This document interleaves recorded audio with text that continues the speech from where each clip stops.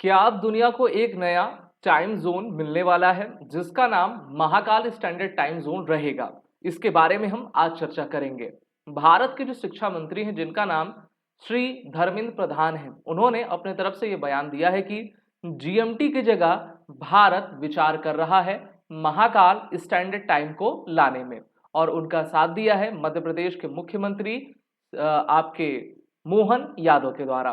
तो क्या Mahakal standard time अब भारत का और दुनिया का नया स्टैंडर्ड टाइम होगा या फिर नहीं होगा, जिसको उज्जैन से ले जाने की बात कही जा रही है? यहाँ पर आप सभी न्यूज रिपोर्ट्स को देख सकते हैं जहां पर ये हेडिंग्स आ रही हैं कि replace GMT with Mahakal standard time, education ministers pitch gets pushback. Pushback इनको किसने दिया है? मोहन यादव ने दिया है, जो कि मध्य प्रदेश के चीफ मिनिस्टर हैं।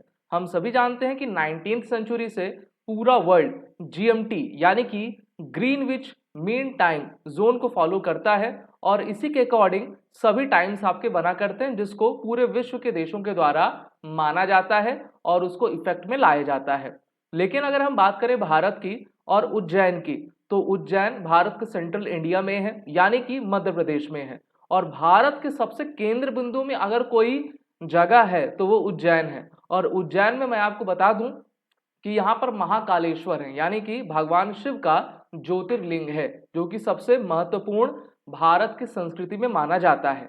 और जब जीएमटी नहीं था तो भारत में उज्जैन को ही अपना समय का केंद्र बिंदु माना जाता था। इस कारण से ये डिमांड एजुकेशन मिनिस्टर और मध्य प्रदेश के मुख्यमंत्री के द्वारा उठाई जा रही है। हम सभी जानते हैं कि भारत में सनातन धर्म है और सनातन का अर्थ यही होता है जो काल से भी परे हो, यानी कि जो यूनिवर्स है, समय है, वायु है, आकाश है, अग्नि है, ये सभी सनातन के अंग रहा करते हैं। और इसमें जो सबसे प्रमुख देवता हैं, जो सबसे प्रमुख देव हैं, वो भगवान शिव हैं। Mahakal who is the controller of time, death and life. तो देखिए, सबसे पहले जानते हैं कि एजुकेशन मिनिस्टर ने अपने तरफ से क्या बयान दिया है और इसके मायने क्या रहने वाले हैं। तो इन्होंने कहा Ujjain is the place where the equator and the tropic of cancer, जिसको कर्क रेखा कहते हैं, meet and ancient world time calculation were made. यानी कि जैसा मैंने आपको बताया, उज्जैन भारत की सांस्कृतिक आध्यात्मिक धरती विरासत का केंद्र रहा है। यहीं से इक्वेटर और ट्रॉपिक ऑफ कैंसर गुजर कर जाती है। Therefore, the time has come to logically establish Mahakal standard time in place of GMT. लेकिन सबसे बड़ा प्रश्न ये है कि क्या भारत सरकार के हाथ में है या फिर भारत के राज्यों के हाथ में है कि आप जीएमटी को रिप्लेस कर कर एमएसटी को ले आ पाए? तो ऐसा बिल्कुल भी नहीं हो सकता है। अब क्यों नहीं हो सकता है उसके बारे में मैं अभी आपको बताऊंगा। आगे ये क्या कहते हैं? The chief minister noted that the traditional Indian system of time measurement were based on sunrise, sunset and planetary motion। बिल्कुल सही है, क्योंकि अगर आप भारत के वेद पुराणों को देखोगे तो जितने भी हमारे मंत्र हैं, ऋचाएं हैं, ऋग्वेद है, सामवेद है, अथर्ववेद है, यजुर्वेद है, हमारे 18 पुराण हैं ना, जितने भी ग्रंथ हैं उसमें प्लैनेट्स की, नवग्रह की बात कही गई है। कैप्लर मोशन तो अभी आया है, जो यूरोप है, वेस्टर्न कल्चर है, उन्होंने तो अभी जाना है, लेकिन भारत तो हजारों लाखों साल से इन सब चीजों की स्टडी आपका कर रहा था। ये कहते हैं कि this made them more accurate then Greenwich mean time. तो मैं इसके तो पूरे पक्ष में हूं कि जो हमारा एमएसटी है या था वो जीएमटी से काफी बेहतर है। लेकिन अब जीएमटी को लाया क्यों गया है? क्योंकि आप जानते हो जब एक तरीके से 15th सेंचुरी से लेकर 19th सेंचुरी तक विश्व के 44% भूभाग पर ब्रिटेन का दबदबा था। तो जिसकी पावर होती है उसी का रूल फॉलो आपका होता है। तो उन्होंने क्या कर दिया था कि एक स्टैंडर्ड सेट कर दिया था और कहा उन्होंने कि जो उनका ब्रिटेन है, ग्रीनविच है, वहीं से एक लाइन आपकी गुजरेगी जिसको हम इमेजिन लाइन कह सकते हैं। और उसके अगर आप ईस्ट जाओगे तो टाइम प्लस होगा, वेस्ट जाओगे तो माइनस होगा। जीएमटी के ईस्ट में भारत है आपका है, तो भारत जो है जीएमटी से 5.5 घंटा आगे रहता है। इसका अर्थ ये होता है कि अगर भारत में शाम के 5:30 बजे हैं तो दोपहर का 12 जो है आपके लंदन में रहेगा। तो इस तरीके से टाइम आपका सभी देशों के लिए निर्धारित होता है और भारत अपना एक ही आईएसटी इंडियन स्टैंडर्ड टाइम लेकर चलता है, जो कि मिर्जापुर से होकर गुजरता है। अगर हम जीएमटी के बारे में जाने तो इसका full form Greenwich mean time है। ग्रीनविच जो है एक लोकेशन है लंदन में, यूके में। Reference location royal observatory Greenwich. Okay, establish 19th century में किया गया था। और लॉन्गिट्यूड इसको 0 डिग्री भी कहते हैं या फिर प्राइम मेरिडियन भी कहा जाता है। इसी के साथ जीएमटी का यूज कहां कहां पर होता है तो देखिए, base for global time zones, aviation sector में, नेविगेशन में, इंटरनेशनल कोऑर्डिनेशन में जीएमटी का यूज होता है। जितने भी एप्लीकेशन सॉफ्टवेयर बनते हैं वो जीएमटी पर ही बेस्ड आपके रहा करते हैं।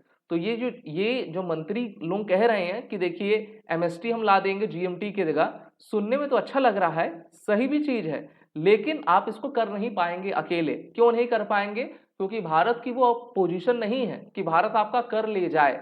और आज के वर्ल्ड ऑर्डर में जो है एक कंसेंसस आपका चाहिए। और अगर भारत करना भी चाहे तो सभी लोग इसको निगलेक्ट कर देंगे, क्योंकि भारत की बात कोई नहीं मानेगा। मेनली वेस्टर्न जितने भी आपके कंट्रीज हैं वो तो बिल्कुल भी मानने वाले नहीं हैं। एक तरीके से ये जो स्टेटमेंट इन्होंने कहा है खुश करने वाला है, ठीक है, कि भैया ऐसा ऐसा है, लेकिन ये कहीं होता हुआ मुझे दिख नहीं रहा है। अगर भारत वर्ल्ड पावर आपका बनता है, बहुत ही स्ट्रांग होता है, तब तो भारत अपने अनुसार चला पाएगा, लेकिन वो कब होगा हम नहीं जानते, क्योंकि अभी भी हम विकासशील देश हैं। India is currently a developing country, जिसको बहुत कुछ आपका अचीव करना है। ग्लोबल रोल जीएमटी का क्या है? Act as the world's primary time reference, जिसको जो है आपका प्राइम मेरिडियन ग्रीनविच कहा करते हैं, और ये इंग्लैंड से आकर होकर गुजरती है। अब चलिए बात करते हैं भारत के एंशिएंट टाइम की, जिसको महाकाल स्टैंडर्ड टाइम कहा जाता है। बहुत सारे लोग भारत नहीं जानते होंगे कि अच्छा महाकाल स्टैंडर्ड टाइम भी कुछ होता था। जब आप भारत के टेक्स्ट को पढ़ोगे तो आपको पता चलेगा कि उज्जैन को ही हम समय का केंद्र बिंदु मानते थे, और वहीं से दशा, दिशा, समय, इन सभी को निर्धारित किया जाता था। Reference location Mahakaleshwar temple Ujjain है। Historical importance, Ujjain was a major centre of the ancient Indian astronomy, बहुत सारी यहाँ से खोजें की गई हैं। Consider close to the tropic of Cancer, concept suggest replacing GMT with a time system based on Indian heritage. बात तो सही है, लेकिन हमको देखना पड़ेगा कि क्या ये फिजिबल है, मतलब ये इम्प्लीमेंटेबल है या फिर नहीं है, जो कि मुझको तो नहीं लगता बिल्कुल भी है, ठीक है। और the tropic of cancer passes through 17 countries, 3 continents and 6 water bodies. Bharat के 8 राज्यों से आपका ये होकर गुजरा करता है। एशिया के Taiwan, China, Myanmar, Bangladesh, Bharat, Oman, UAE, Saudi Arabia से गुजरता है। मैं एजुकेशन मिनिस्टर को एक सलाह देना चाहता हूँ, शिक्षा मंत्री जी, सबसे पहले तो आप ये देख लीजिए कि भारत में जो शिक्षा व्यवस्था है तो उसमें जो परसेंटेज टू जीडीपी रहता है एजुकेशन डिपार्टमेंट में, उसको आप इंक्रीज करिए। और जितने भी कमीशन बैठे हुए हैं उन्होंने कहा था कि भारत के जीडीपी का 6% एजुकेशन सेक्टर में इन्वेस्ट होना चाहिए, पहले आप उसको इम्प्लीमेंट करिए।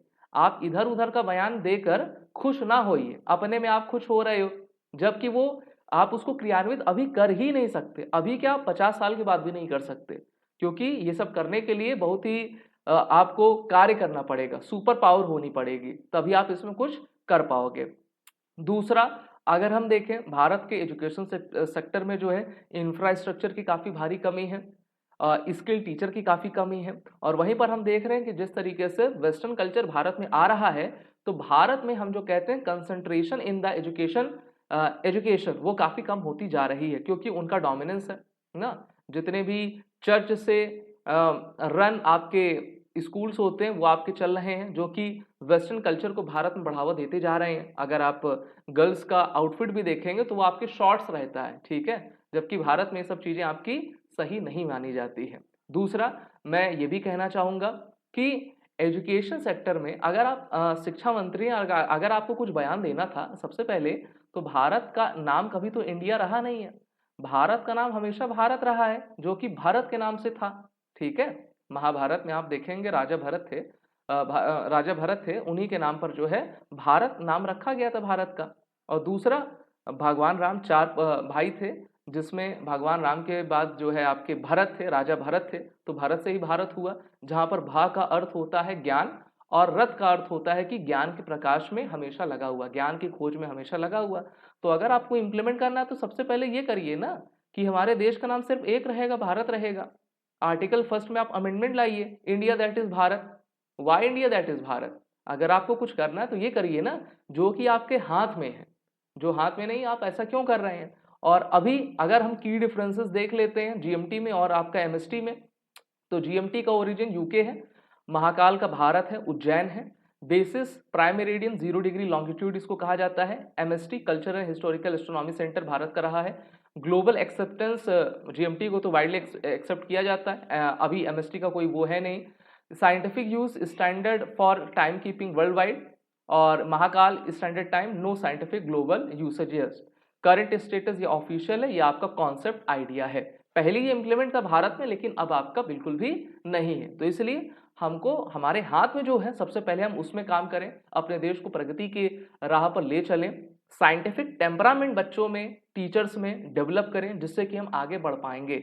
सिर्फ बयान देकर खुश होकर फोटो खिंचाकर हम कुछ प्राप्त नहीं कर सकते। वहीं पर मैं आपको बताना चाहूंगा कि अभी एनसीईआरटी ने सीबीएसई ने कुछ आपके न्यू चेंजेस क्लास 3 से लेकर क्लास 10 तक आपके कर दिए हैं, जहां पर ये कहा गया है कि CBSE's new 3 language curriculum explained R1, R2, R3 selection text book and more. अब देखिए भारत का एजुकेशन सिस्टम जो है लैंग्वेज पर जो है एक तरीके से वो उसके इर्द गिर्द आपका रहा करता है, जो कि सबसे बड़ी प्रॉब्लम है।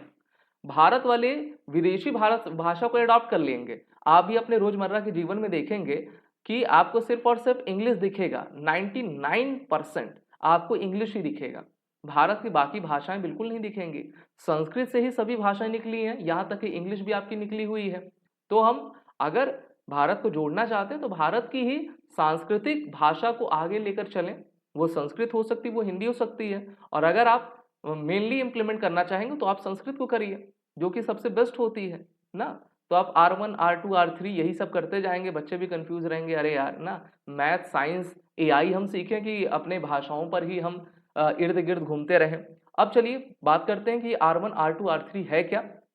सबसे पहले आप देख सकते हैं यहाँ पर कहा गया है कि the central board of secondary education on Thursday introduce major changes in the CBSE secondary school curriculum in alignment with the national curriculum framework for school education, जिसको NCFSE 2023 कहते हैं, and the national education policy NEP 2020 in accordance with the national curricular and the NCFSE multilingual vision, यानी कि बहुभाषावाद vision को लेकर चल रहे हैं। Languages are organized through a structured 3 language framework across stages R1, R2, R3 as per the official notification. 2 out of these 3 languages must be language native to Bharat. ठीक है, अब देखिए 3 में से 2 भारत की नेटिव आपकी लैंग्वेज रहेंगी।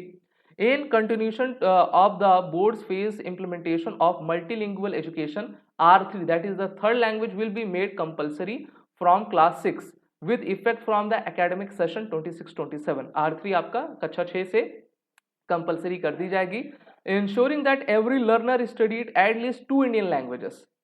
अब 2 इंडियन लैंग्वेजेस पढ़ना है, यानी कि जैसे मान लीजिए कि आंध्र प्रदेश है, तमिलनाडु है, केरल है, मलयालम है, तमिल है, ठीक है, वहाँ की उसको भाषा आनी चाहिए, मेरे ख्याल से उस बच्चे को आती भी होगी।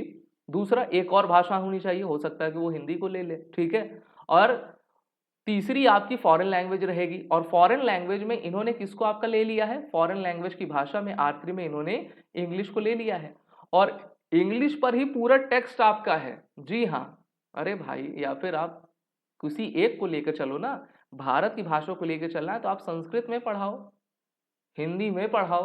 अब कहेंगे नहीं नहीं यार संस्कृत तो ऐसा है वैसा है, बहुत सारे लोग आ जाएंगे कहेंगे अरे सर बड़ी कठिन होती है, दकियानूसी को ही बताएगा, लेकिन इंग्लिश को सब कहेंगे वाह वाह बड़ी अच्छी है, ठीक है। उसमें सिर्फ 26 अल्फ़ाबेट्स होते हैं, ना उसमें मात्रा है, ना कोई कॉमा है, ना कोई पाई है, लेकिन वो सब सही है। इंग्लिश को आप भारत में एक तरीके से सिर्फ कम्युनिकेशन लैंग्वेज पर अगर आप ले लें और बाकी संस्कृत को भारतीय भाषा के आधार पर लेके चलें तो ये काफ़ी बेहतर हो सकता है, क्योंकि संस्कृत सबसे बेहतरीन साइंटिफिक टेम्परामेंट, उच्चारण और सही जो कहते हैं ना एकदम 100% एक्यूरेट लैंग्वेज है।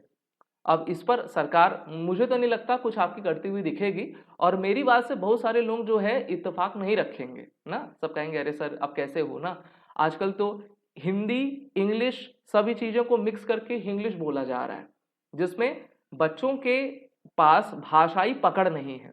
और अभी देखिए ये 21st सेंचुरी चल रहा है, इसमें आपको एक भी कवि नहीं दिखेगा ना, जो भी सो कॉल्ड कवि दिखेंगे वो बस गजल शायर कविता ही पढ़ते हुए नजर आएंगे। रामधारी सिंह दिनकर, आपके सुमित्रा नंदन पंत, महादेवी वर्मा, इस टाइप के जितने भी कवि कवित्री थे ना, लेखक लेखिका थे, वो सब गायब आपके हो चुके हैं। क्यों?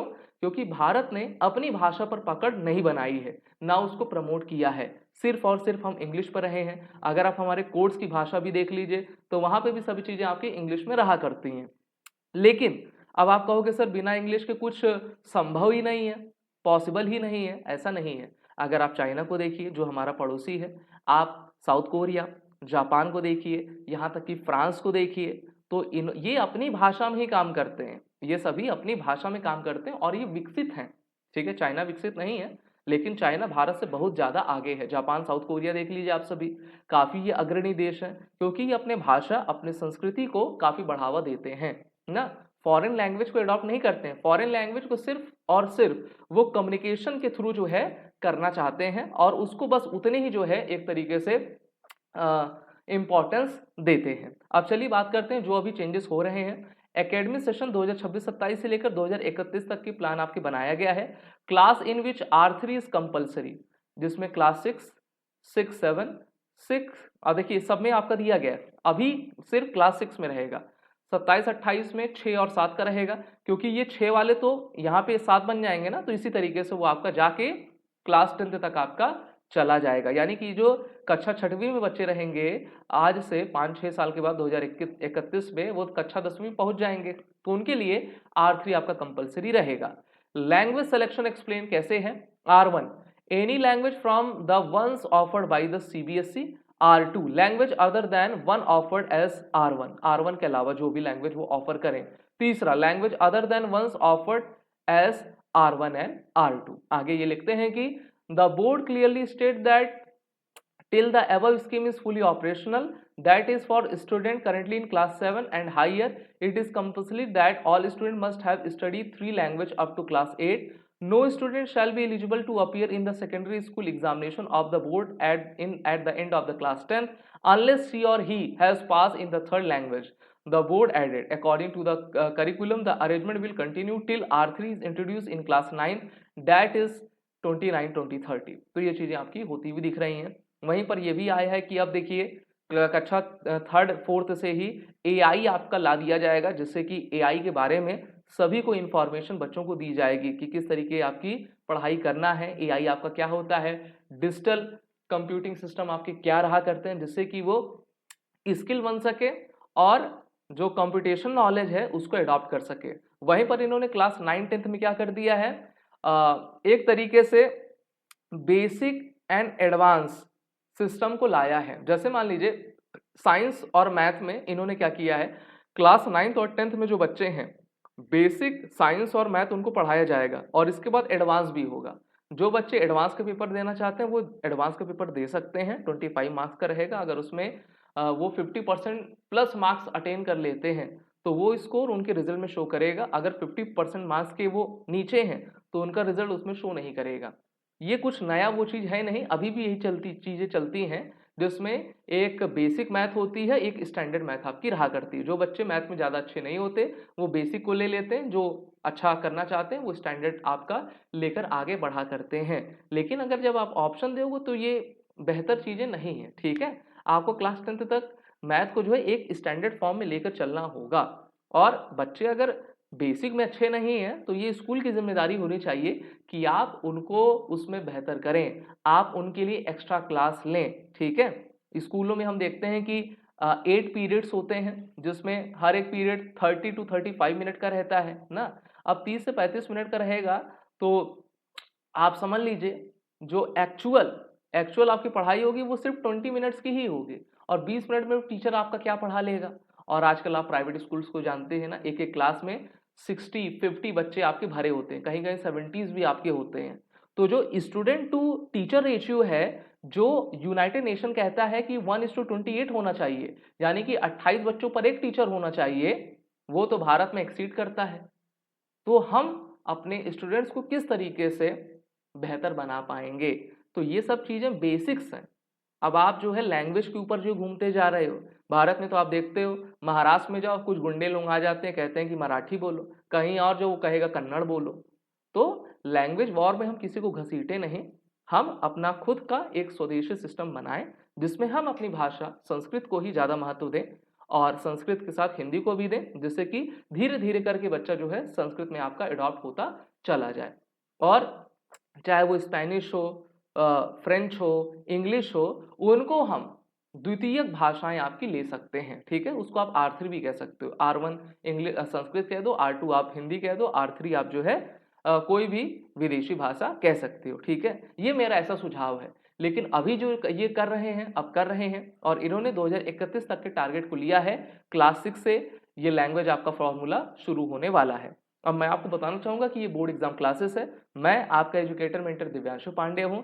क्लास 10 उड़ान एलीट बैच हमने शुरू कर दिया है, बच्चे ज्वाइन भी हो चुके हैं, पढ़ भी रहे हैं। तो आपसे कहना चाहूंगा कि दिव्यांशु पांडे 000@gmail.com के ईमेल आईडी पर आप सभी मैसेज करें, कोर्स की इंफॉर्मेशन ले लें और कोर्स में लगातार जुड़ जाएं, जो कि ई लर्निंग कोर्स है, ठीक है। और जो क्लास 9th इसमें शामिल होना चाहते हैं वो हमारे स्कॉलर 9 एलीट बैच में शामिल हो जाए, जिससे कि e learning platform board exam classes में जुड़कर अपनी प्रिपरेशन आप कर सकते हैं। ये ईमेल आईडी है, इस पर मैसेज करिए, एक अच्छी एजुकेशन लीजिए, अभी रजिस्टर होइए, एनरोल हो जाइए कोर्स में। और इस चैनल को जिसका नाम बोर्ड एग्जाम क्लासेस है, इसको अपनी तरफ से आप सभी सब्सक्राइब जरूर करें और सपोर्ट करते जाएं। Wish you all the best.